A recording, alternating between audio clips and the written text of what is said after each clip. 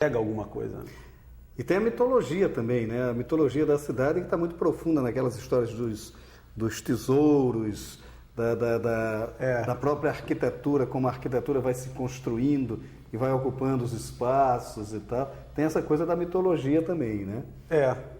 Porque sempre a minha inspiração, assim, a motivação sempre para escrever um romance, sempre um mito, né? É difícil, quase todos os meus livros, acho que eu posso dizer até que foram todos eles, sempre parte de uma história mitológica, né?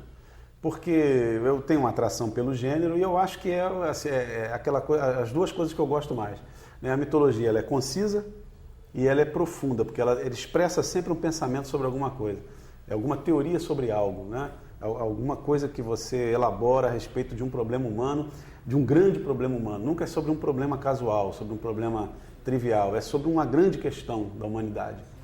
Então a mitologia, eu acho que ela tem essa capacidade de penetrar profundamente, né, nas questões humanas. E ela é concisa, né? Ela não é muito extensa. Né? O mito, então, ele junta, né, o mínimo de expressão com o máximo de conteúdo. É quase que uma potencialização desse conteúdo. Então é um gênero literário mais antigo, né? E é o que eu tenho uma atração assim muito profunda por ele. Então todos os meus livros eles se inspiram sempre nesses mitos, né?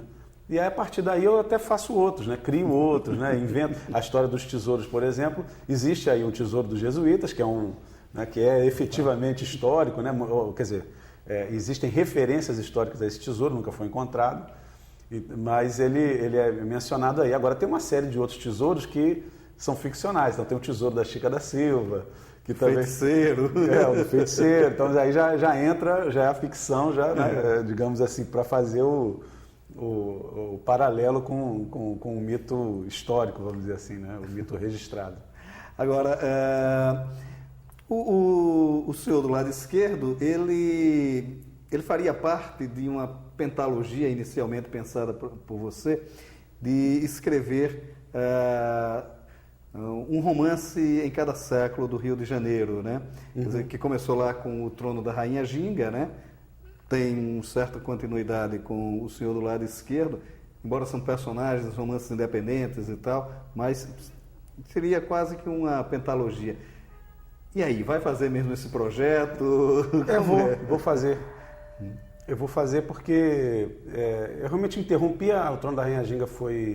Ele começou como o primeiro livro dessa série, né? Que seriam 5 novelas policiais, cada uma num século da história do Rio. O Enigma de Kafka, que foi um livro de temática árabe, ele desviou, né? Eu acabei fazendo outras coisas nesse meio tempo, mas eu retomei com o senhor do lado esquerdo e hoje eu estou, inclusive, muito mais seduzido, né? E acumulei até, de certa forma, uma experiência maior em termos de leituras da história do Rio de Janeiro para fazer esse livro. Então, eu já estou com um material, digamos assim, mais sedimentado, mais consolidado. Então, eu posso fazer. Eu vou começar, inclusive, a escrever um livro que vai se chamar... Porque eu não começo a escrever antes do título. O título é a primeira coisa. Sem o título, eu não consigo escrever absolutamente nada.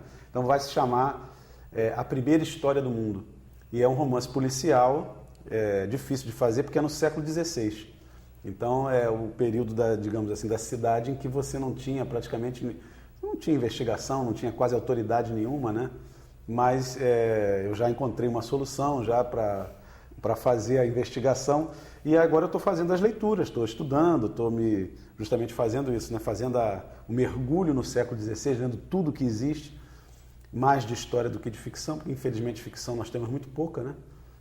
Que envolva esse período, mas eu estou nessa fase, mas o livro já está se construindo, então vai ser o próximo terceiro volume da pentalogia, como você chamou muito bem. Moça, obrigado por sua participação aqui no Leitura mais uma vez. Muito obrigado. Eu que agradeço a você, como sempre. Obrigado.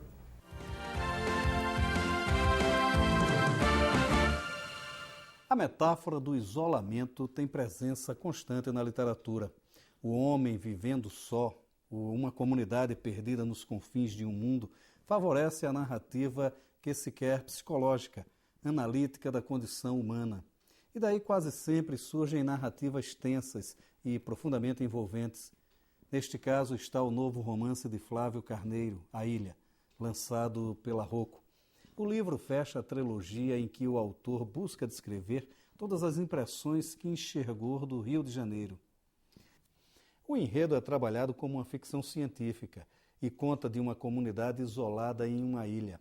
Todos pensam serem os únicos sobreviventes de uma grande catástrofe, mas aí chega à praia uma garrafa com uma mensagem que anuncia a possibilidade da existência de um continente ali bem perto.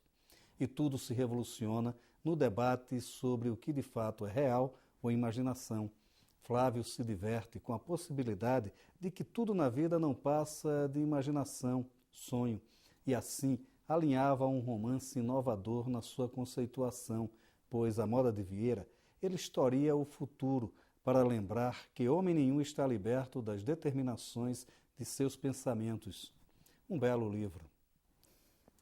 O debate entre o real e o imaginário é antigo e nunca acaba. Mesmo quando o escritor cava na memória as experiências vivas de seu tempo, é ainda a imaginação quem dita as regras de uma narrativa. Isso pode ser visto no romance Amores Exilados, de Godofredo de Oliveira Neto, lançado pela Record. O livro, anteriormente publicado com o título de Pedaço de Santo, conta de exilados brasileiros que moram em Paris na década de 1970.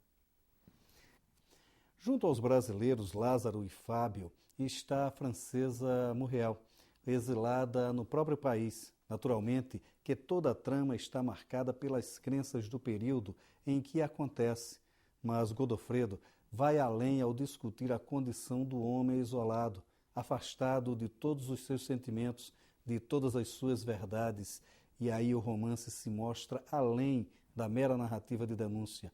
Ele, de fato, é um texto sobre a necessidade da comunhão e da solidariedade.